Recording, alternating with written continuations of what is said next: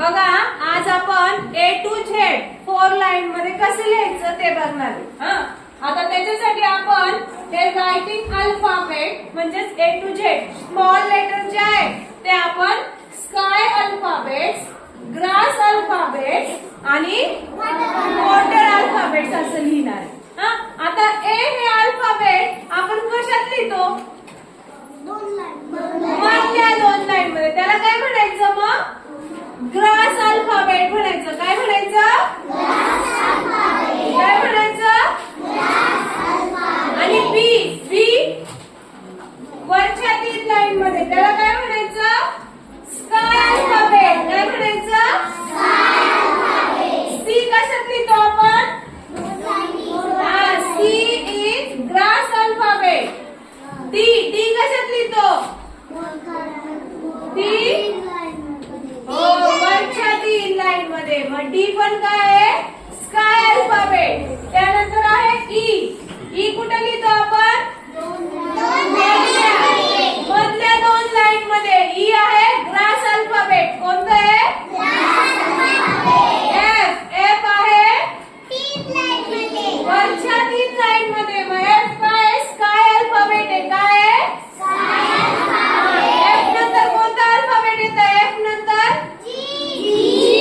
जी खालच्या 3 लाईन मध्ये लिहितो म्हणून त्याला म्हणायचं कोणता अल्फाबेट म्हणायचं?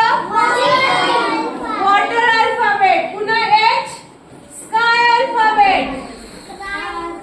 I grass alphabet.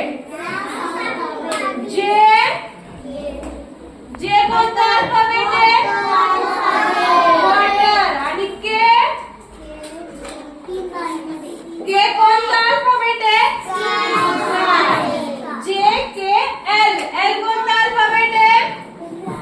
Sky alphabet. M कोणता अल्फाबेट आहे? एम.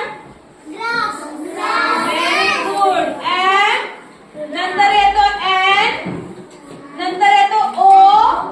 एम एन ओ हे सगळे लाईननी ग्रास अल्फाबेट आहे. कोणते? ओ. M N O. ओ नंतर काय येतं? P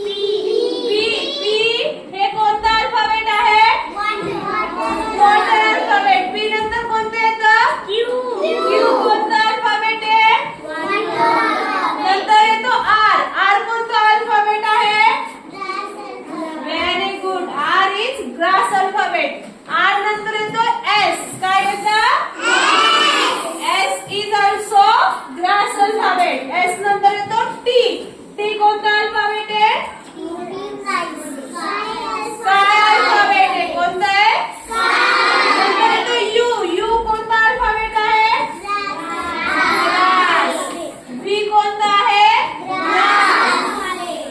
W x. नंतर येतो वाय आहे वॉटर अल्फाबेट. कोणता आहे?